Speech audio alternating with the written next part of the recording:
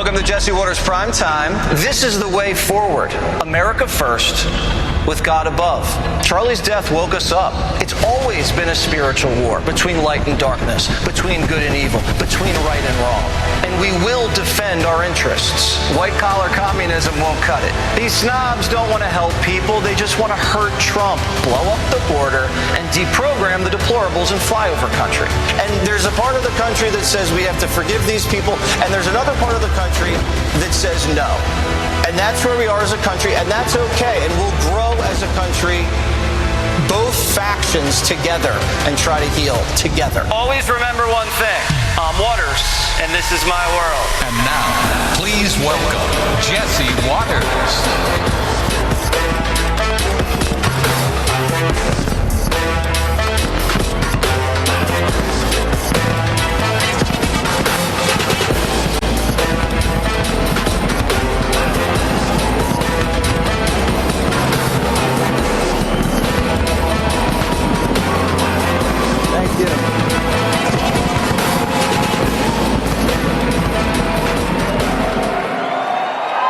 Thank you.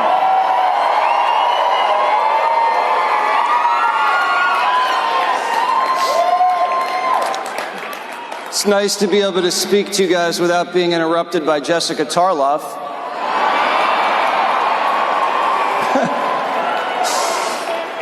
She makes me miss Geraldo. One time I said, Geraldo, what is the secret to success in this industry? And he said, Jesse, keep your hair and keep your waistline. Well, so far so good, but I have a different secret, and I'll tell you guys that in a little bit. I started in the basement of Fox News, making minimum wage, no health insurance, 2 p.m. to midnight. I sat next to a girl named Candy who dotted her I with a heart. And all of a sudden I heard there was an opening on the O'Reilly Factor. I said, I got to get this job. I got to get out of the basement. So I go in for an interview with Bill, and I sit down and he sits down, and I give him my resume, and he looks at it and he says, what's your father do? And I told him what my dad did, and then he looks down and he's silent for a long time. And I think he forgets I'm there. And then I said, Bill, I just read your latest book. It was amazing. And all of a sudden he perks up and says, you seem like a smart kid. You start Monday.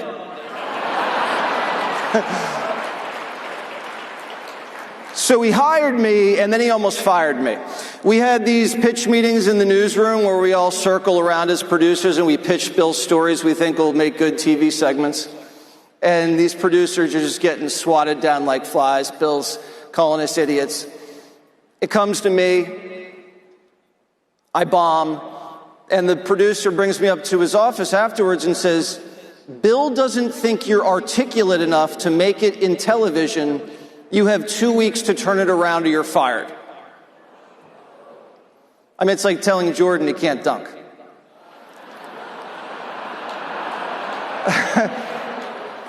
So I put my nose to the grindstone, turned it around, and I got it together. And Bill said, Jesse, you're bothering everybody in the pod. We're going to have to send you out to the streets to bother other people. He said, I want to find out how much young Americans know about current events. Turns out they know very little. Would you guys like to hear actual questions and answers from Watters World? Okay. Who did America fight in the Revolutionary War? China. Who won the Civil War? France. Who did America fight in the Vietnam War? Not a trick question. South Korea. What was the ship that the Pilgrims sailed over to America on? The Nina, the Pinta, and the Linta.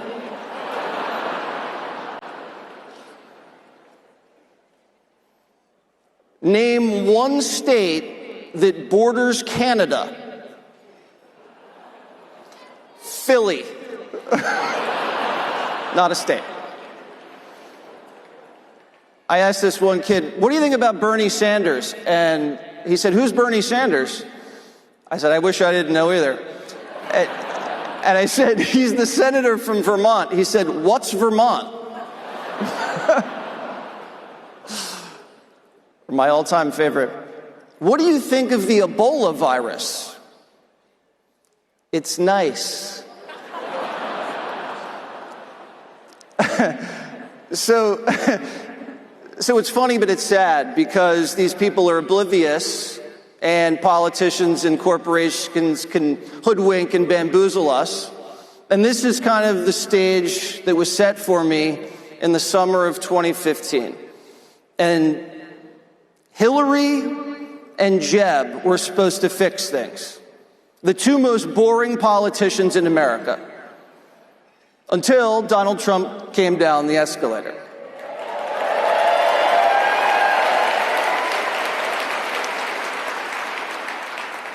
And I thought he was selling hats. I didn't know what was going on. And so he connects emotionally with the American people right away on immigration. And everyone's offended, but you feel it in your heart. And so, first big event, he has the Iowa State Fair. Do you guys know what the Iowa State Fair is? There you go. So it's like regular politicians go around and press the flesh and try to act like regular people, and there's like fried food everywhere. Trump comes down in his helicopter and lands it in the middle of the Iowa State Fair, gets out in a $5,000 suit, takes a pork chop on a stick, takes a bite, and then starts giving kids rides around the Iowa State Fair in the helicopter.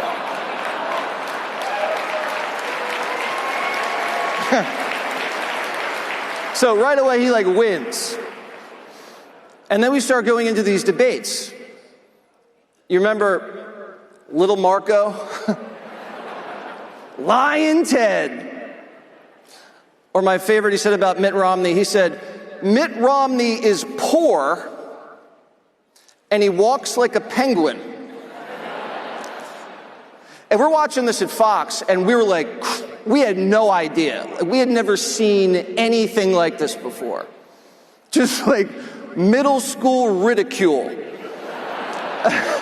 And it was working. But he was connecting. And he wins the nomination and goes through the summer. And I think there's this event right around 9/11, and Hillary's walking to her car, and all of a sudden she's walking, and then she faints. You'd faint too if you were married to Bill. So we're all tied up going into the first debate. Remember that debate? Trump's like, well, if I were president, you'd be in jail. Drops the mic.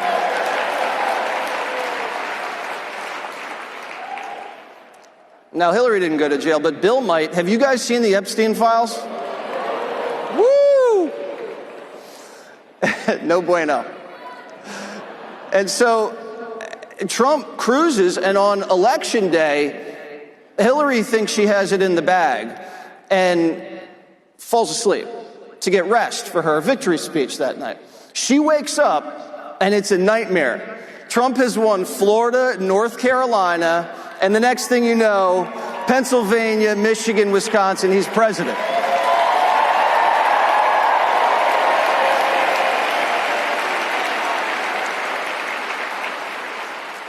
So obviously, what do? I say, I got to get an interview with the president. So we call Hope. She sets it up. It's somewhere in Tennessee. And he puts me there. There's this big rally beforehand. O'Reilly made me work the rally beforehand, before a presidential interview. Can you believe it? And so I sit there in this holding area where we're going to do the interview, and all of a sudden the president walks in the room. Jesse, my man, how you doing? Grabs my hand, pulls my arm off. He goes right to the mirror, takes a whole thing of hairspray and just goes, shh.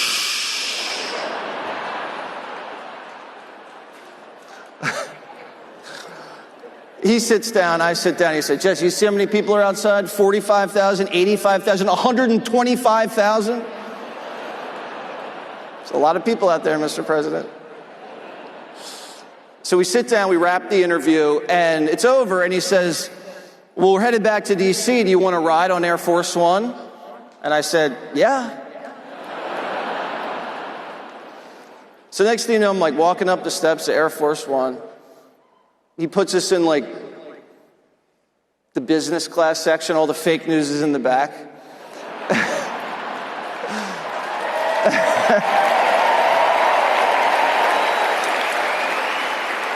And so, you know, I'm trying not to steal everything. I have sticky fingers, so like, there's like Air Force One, like M&Ms with the logo emblazoned on it, and I'm just stuffing everything in my pockets.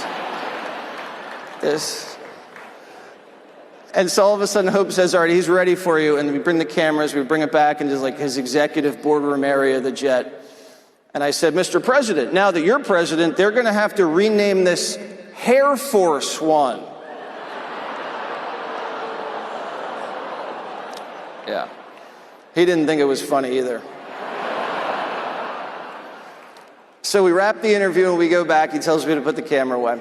So we're just talking. I said, Mr. President, why were you playing In Sync at your rally? That's kind of a strange choice. He goes, what do you mean? In Sync's amazing.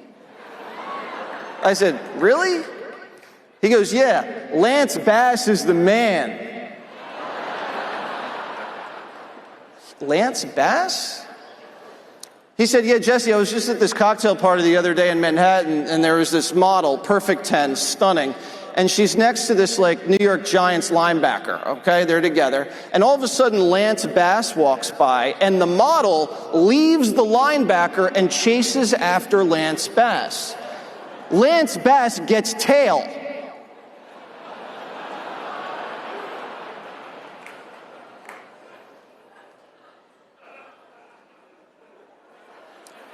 I said, Mr. President, Lance Bass is gay. He said, he is?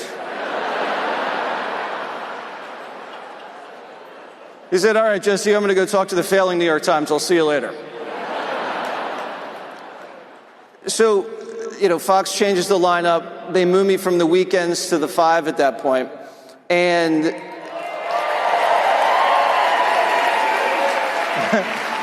and so the best part about the 5 is the commercial break, because Greg is like crazy. I mean, these are things Greg's actually said. He said, Jesse, you want to know the best way to kill your wife? No, but tell me. Take her hiking. He goes, Jesse, you want to know the best way and the cheapest way to have phone sex? No, tell me. Call Victoria's Secret and ask them to go through the catalog with you. Yeah. I asked Greg if he wanted to play golf a little while back. He said, no, last time I golfed, I got injured. I said, well, what happened? Someone like shank a drive, hit you in the noggin? He said, no, I was bending over to pick up my ball, and I jabbed my golf club into my neck and ruptured my trachea.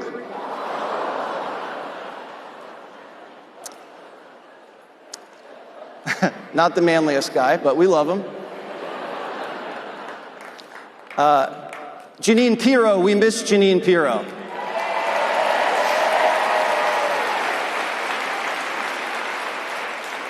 I don't think Jessica and Harold miss her so much.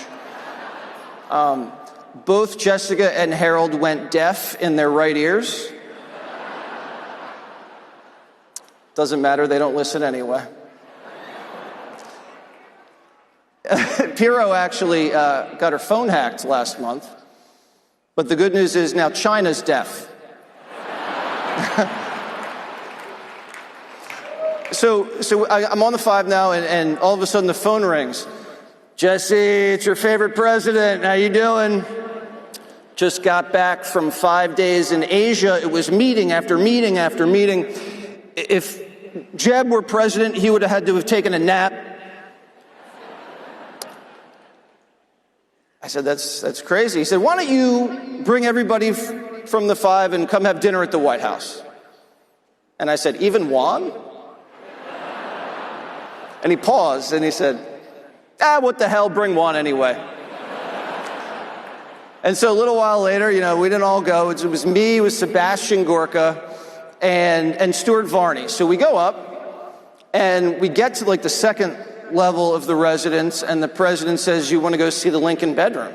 I'm like, sure, I didn't even have to donate anything. And so we go up there, and there's the Gettysburg Address, and like it's encased in glass. And he's standing next to it, and he says, Jesse, some people say my Twitter account is the modern day equivalent of the Gettysburg Address.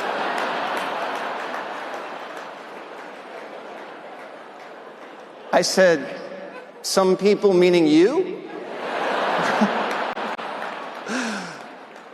And then we go downstairs and he shows me this other room. It's very private. And he goes, see that on the wall, Jesse? That painting's a Monet. Jackie O brought it. I'm thinking about taking it with me when I leave. I said, I don't think that's a very good idea, Mr. President. He said, why not? Crooked took the silverware.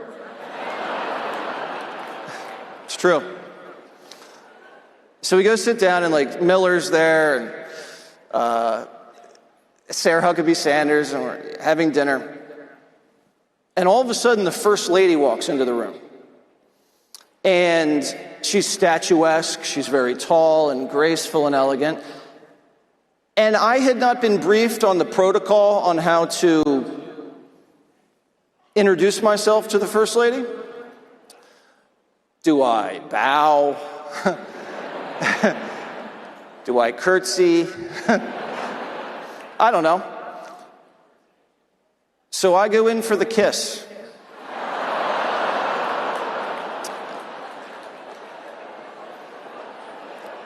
So I go, one cheek, and then I got greedy. Other cheek, denied. So I kind of scurry back down a little embarrassed, and I sit back down, and I just change the subject and ask about the Russia hoax, and he forgets about the whole thing. And so the first term was very tumultuous. There was a lot of conflict, but like right in that late winter, early spring, Trump was just riding so high. He beat impeachment. I think Gallup had him about a 50% approval rating, and things were going well until the China virus hit and shuts down everything. Stock markets crashing, Black Lives Matter's tearing the place apart. And I'm quarantining with my wife in Manhattan, and all of a sudden the phone rings. Hello? Hey, it's Hannity. How you doing? I said, what's up, Sean? He goes, the president's not in a great mood. He wants some of his friends to come cheer him up at Camp David. I said, sweet. How are we getting there? He goes, we're going to take my jet. I said, nice, because I don't have a jet. Yet. So the next thing you know, it's like me, Hegseth, our wives, Hannity, Kilmeade, we're all going down there to Maryland to the woods to go see the president at Camp David. So we get there, and they have a whole perimeter set up with the Navy. Remember, this is like right at the beginning of COVID. Like no vaccines, like no one knows what it does to you, nothing. So we all have to get tested before we go in there. And the test at the time was the Abbott test. Do you guys know what that was? You guys know what a Q-tip is? Okay, there's a Q-tip about that long. And they take this Q-tip and they shove it up your nostril and then swirl it around so it like tickles your brain, makes you cry. And so you have to wait 15 minutes to get the results. It's like no news is good news. So we're all just kind of knocking back drinks on the perimeter of Camp David in the woods, waiting for our test to come back good and go on in.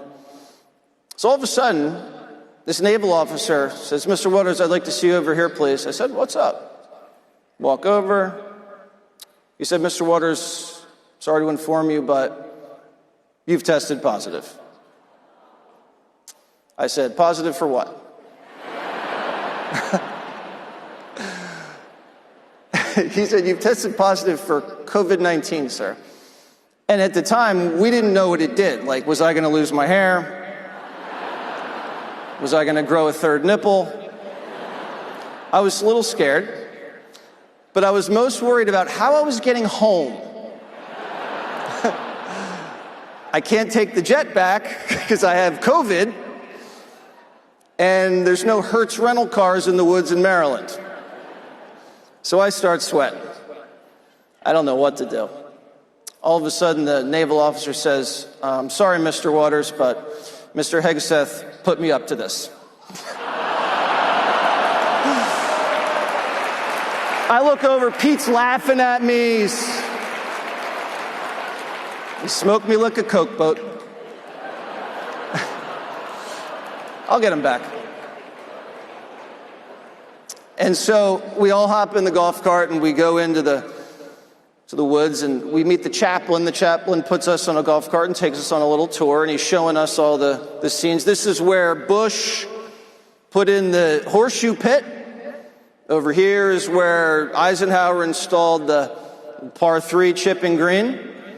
And see up on that little deck out there on that, there's a hot tub. Guess which president installed the hot tub? Bill Clinton. If hot tubs could talk. And so, then we freshen up, we put jackets and ties on, and, we go have dinner, and Robert Kraft was there, the owner of the Patriots, and he starts giving a toast. Boo! Go Eagles. Hey, we won last year. Let us have something. So Kraft starts speaking, he's got the mic, and all of a sudden, achoo, and he sneezes near Trump. And Trump, he jumps up and stiff arms Kraft like Gronkowski and runs out of the room. I've never seen a man move like that his age. And everyone's laughing and Kraft's a little humiliated. But Trump comes back and he grabs the mic and just takes over the speech, and he's like, I tried to set Ivanka up with Tom Brady, and Ivanka's right there with Jared. And Jared's beat red. And Trump's like, Jared can't throw a spiral to save his life, but boy, can he get us those ventilators. So we finish up dinner, and Trump wants to watch a movie. And if the president wants to watch a movie, that's what you do. So remember, he doesn't drink. Thank God. And so we go into the movie theater area of Camp David, and there's this popcorn machine. Trump just goes right for the popcorn, fills it all up, goes and sits down. And those commercial grade salt canisters, they're blue with the white top, the aluminum little thing you kind of hurt your fingernail when you peel it back, the lip. He sits down, he's got the popcorn like this, and he's got the salt like this. And he is pouring a steady stream of salt forever onto the popcorn. And I'm like, this must be the diet of a very stable genius. So then the lights dim. My wife sits next to him. He's on the corner. I sit next to my wife. And as the lights dim, he leans over to my wife, Emma, and says, "Do you sleep naked?"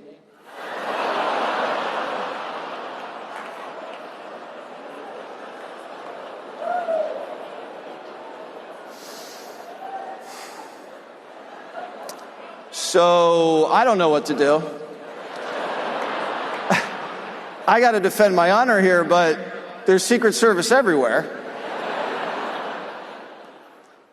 And so I said to I said, "Emma, what did he just say to you?" And she says, "Oh," he said, Is Sleepy Joe gonna make it? Do you sleep naked? Is Sleepy Joe gonna make it? It's like, thank God.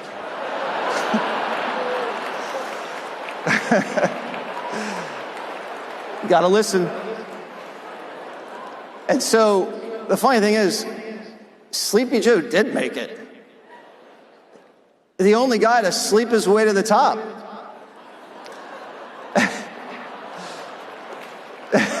So Biden gets in, and Fox kind of rejiggers the lineup again, and they put me at 7 o'clock.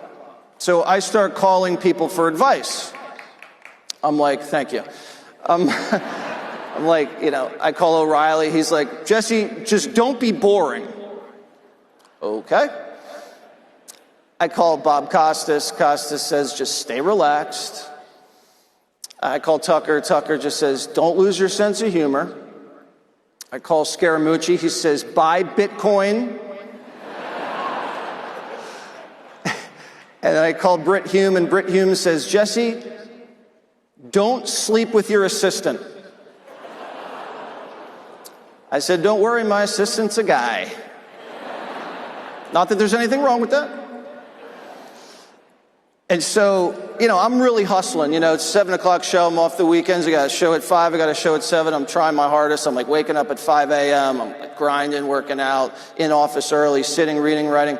All of a sudden, I'm shaving one day in the bathroom, and my back goes out. And I'm in agony. I'm like crawling and hoist myself on the bed. And we have to call 911. It's that bad.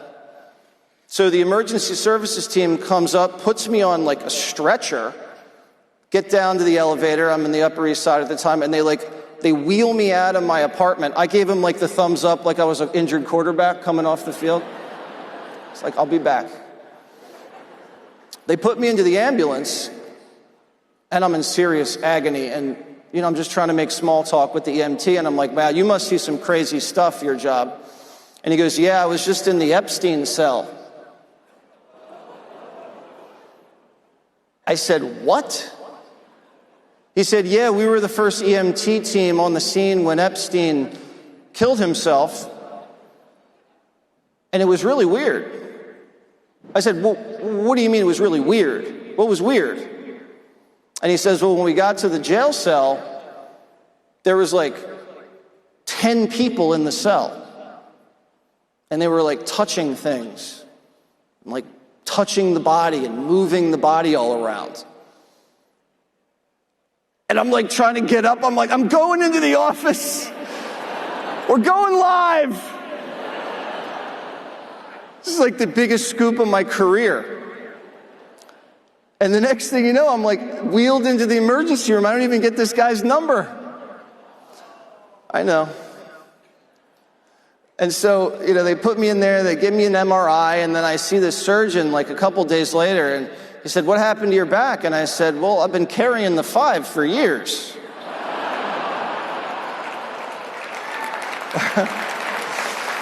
Not true. And so he said, no, seriously, like, what's your routine? Like, let me see a picture of your office chair.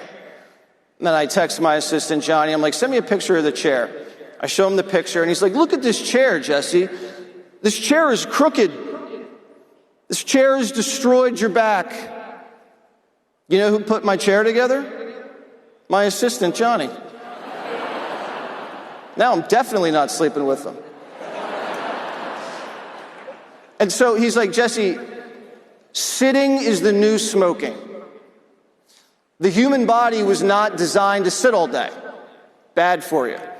And I'm looking at your images, and you're like this close to like permanent nerve damage.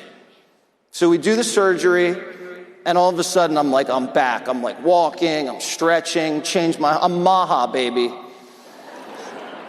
And then Fox changes the lineup a little bit again, and Tucker leaves, and they bump me up to 8 o'clock. And so I call Tucker for advice, and he hangs up. I'm just kidding. He said, Jesse, every day you want to take a sauna to relax. And then he said, also, don't read what the media writes about you, which in Tucker's case is very good advice. And so, right around this time, lawfare kicks in, right? Like they raid Mar-a-Lago and rifle through Melania's underwear drawer like a bunch of pervs. And, they indict him in Washington, they indict him in New York. Fannie gets him. And so I saw the president on the golf course right after that, and I said, Mr. President, my wife saw your mugshot. She says you look fierce. And he goes, Jesse, let me tell you what happened. I get in there. Guy goes, click. I go, can I see it? He says, no. I go, can we do another? He says, no. I go, uh-oh. So I'm riding back on the jet, and my lawyer shows me a picture of what I look like. First thing I do, I call Melania. And I said, baby, I know who's going to do our Christmas card. It's the Fulton County Jail photographer.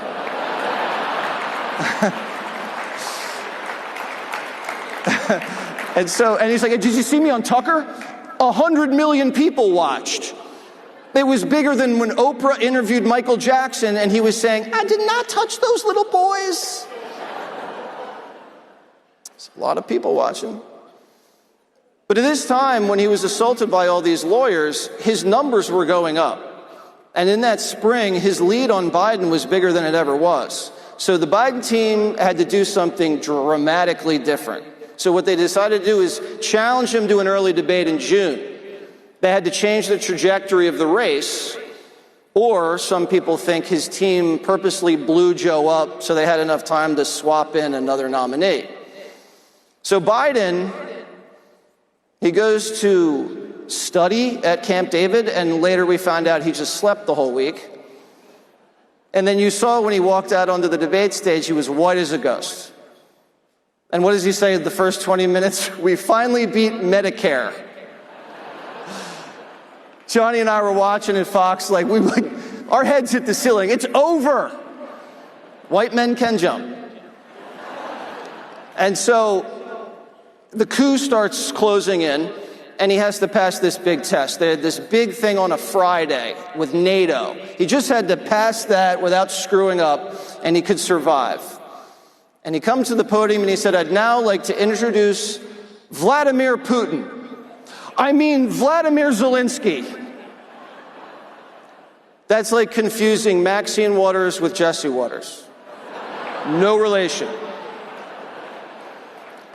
So all of a sudden, the coup is right around his neck. George Clooney comes in, Barack sent him in, and Nancy and Schumer twist the knife. But Joe got the last laugh. Joe, right after he dropped out, endorsed Kamala an hour later and just stuck the party with her. And so what does she do? Kamala doesn't pick Mayor Pete for VP because he's too gay. So instead, she picks Tampon. Not sure that makes a lot of sense. And so, also, it was all happened in the same week. Butler, Trump almost dies. And remember, they asked for a drone, denied. They asked for more manpower, denied. This guy's running around with a rangefinder, and they're playing cat and mouse with him, and they let Trump go on stage, which is absolutely crazy. And so the only reason he survived was God.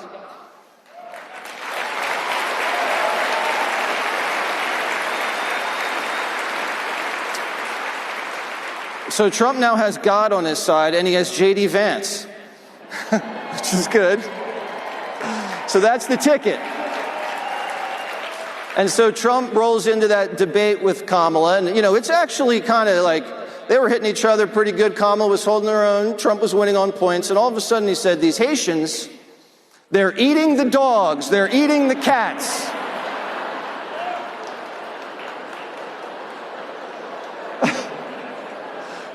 And I'm watching at Fox with Brett Baer and the Hard News team, and they're like, what just happened? Oh my God. And people didn't get it at the time, but the next day, all everybody was talking about was illegal aliens, Haitians, and they made it a meme. They're eating the dogs, they're eating the cats. Eat the dogs, eat the cats. I thought it was catchy. My mom hates it when I sing that. I'm sorry, Mom. And so, you know how when like punt returners are like taking it to the house and like no one's near them and they start celebrating before they get across the goal line? That's what Trump starts doing. Like he's feeling himself. Like he puts on the McDonald's apron. He puts on the garbage man vest. He's having fun. And then he smokes her in every swing state. And now Donald Trump has been a part of the biggest upset victory of all time, the most controversial election of all time, and the greatest comeback of all time.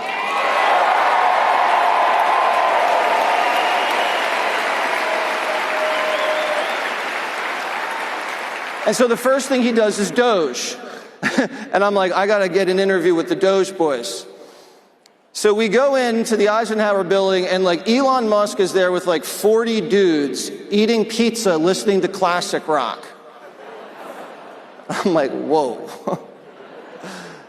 And I introduced myself to Elon and Big Balls. And so Elon, he grabs this like humongous box of Swiss chocolate. And he starts like offering it to me in this very mysterious way.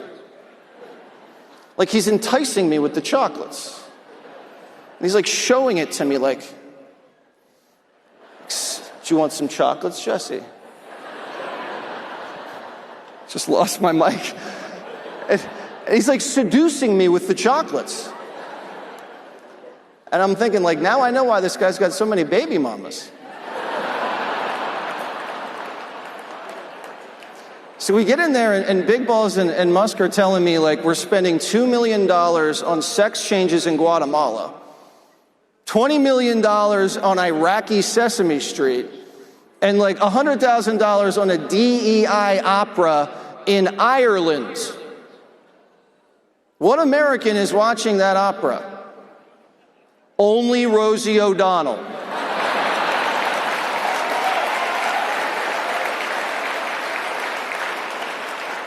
So Musk has a little bit of a tiff with the president, but they patch things up where? At the Arizona Memorial for Charlie Kirk. That's God again. And so, you know, the president invited us again, my wife and I, on Air Force One, very grateful. And he said, you know, Jesse, the guy that shot me had a perfect SAT score. The guy that shot Charlie had straight A's. Smart people hate me. And I'm like, I must be an idiot. Because I love you. And so we're on Air Force One, and Oz is there, the doctor, and he's telling me the history. We modeled Air Force One after the Saudi Royal Jet, so they had an operating room on there in case anyone needed surgery. And Dr. Oz says, Jesse, from Arizona to D.C., I could perform 16 vasectomies.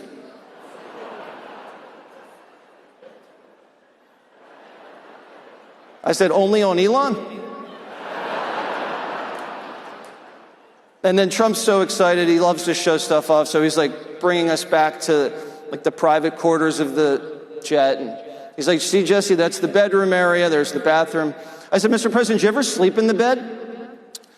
He goes, Jesse, I've slept in thousands of beds in my life, but never that one. I said, do you mind if my wife and I sleep with it? And he looks at me and he goes, do it passionately.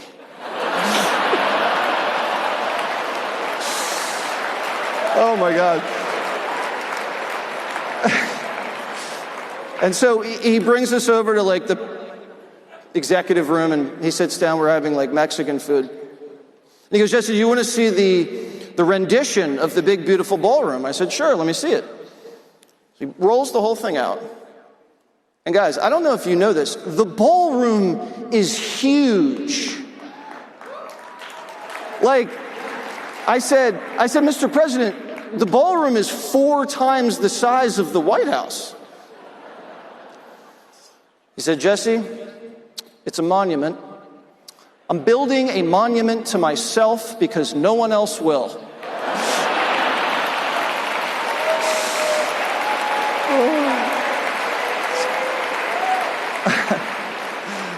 So a couple weeks after, we were at the White House for the Medal of Freedom ceremony for Charlie, where Erica received it so gracefully. And I walk in, I see O'Reilly.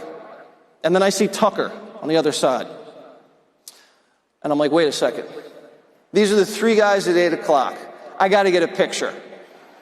So I go over to Tucker. I said, Bill's over there. We got to get a picture. He said, okay. So I bring Tucker over to kind of like the middle. And then I go over to Bill. I said, Bill, Tucker's over there. Like, we got to get this picture. And he goes, you bring Tucker to me. He big-footed him. So I go tell Tucker to come over, and Tucker's laughing. And we go over, we take a picture with Bill. And then Beck comes in. So it's like me, Beck, Tucker, O'Reilly, the legends. And then a legend in his own mind. And then I'm thinking to myself, wait a second. All these guys have been fired from Fox except me, and all these guys don't drink except me. The secret to my success is drinking.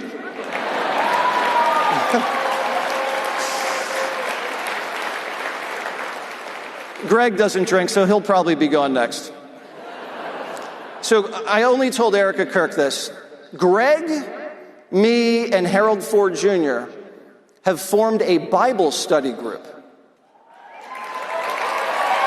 What is going on? Harold's like a black Democrat Baptist. I'm a C&E Christian. I only go to church on Christmas and Easter. Gutfeld's either Jewish or an atheist or Catholic. I don't know what the heck he is. But Charlie's death just it made me want to reconnect with God.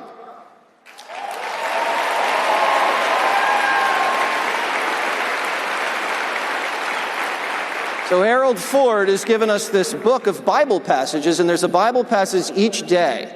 So every morning we all read this Bible passage, and then we text each other about what we think of it. It's the most beautiful thing in the world. And the lawyers at Fox love it that we're texting about Jesus instead of, the other stuff. And I'm learning more about Jesus, and just from these short passages. And if you guys could tell me, what is the main message of Jesus in one word? Love. It's love. And I'm realizing that the government will not protect what you love. You have to do it.